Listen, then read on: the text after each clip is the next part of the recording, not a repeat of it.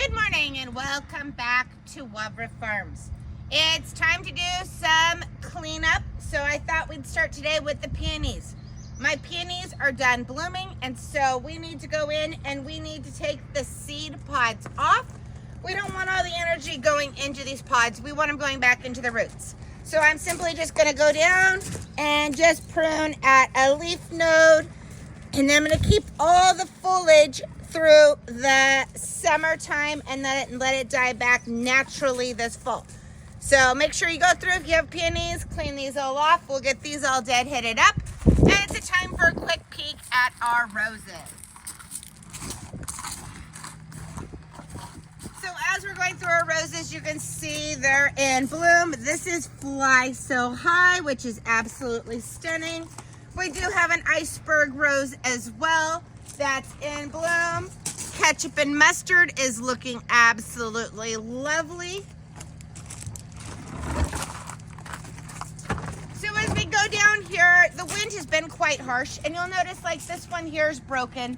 So I'm gonna go through, it was done flowering anyways. I'm gonna look for my 5 leaves, and right here, 1, 2, 3, 4, 5, and I'm gonna cut right above that leaf node so that we get more flowers coming out. Another beauty here, Twilight Zone, this wonderful shade of pink.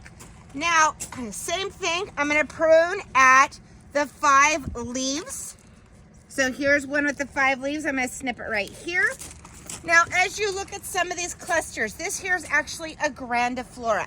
So one stem, lots of blooms. I'm not gonna take this whole thing out. I'm simply just gonna come in, take this little bud out, and here's another one, snip him out.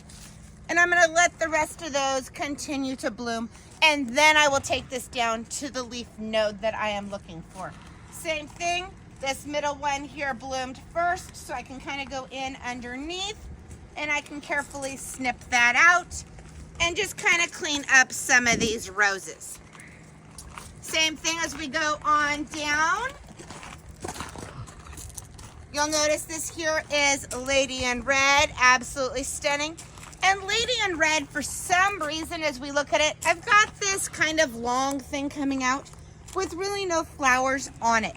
So as I look down in here, I'm gonna see that here is my rose bush and my graft, but here I just have this random root coming out of this pot.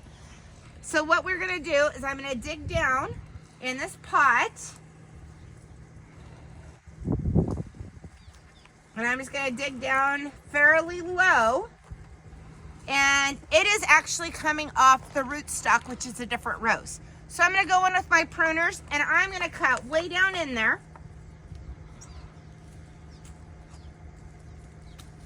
And get that wild rose cane out. And that will help to keep this rose true. I'm gonna continue to watch for wild spurs on my roses. And after I'm done pruning my roses, this is also a great time to go through and to hit it with our rose tone fertilizer. So remember, you're wanting to use your rose tone once a month. So it's pretty easy. We just go through and I just grab a handful and I just toss a handful at each rose. So there's really not a whole lot to it. Just pretty much like that.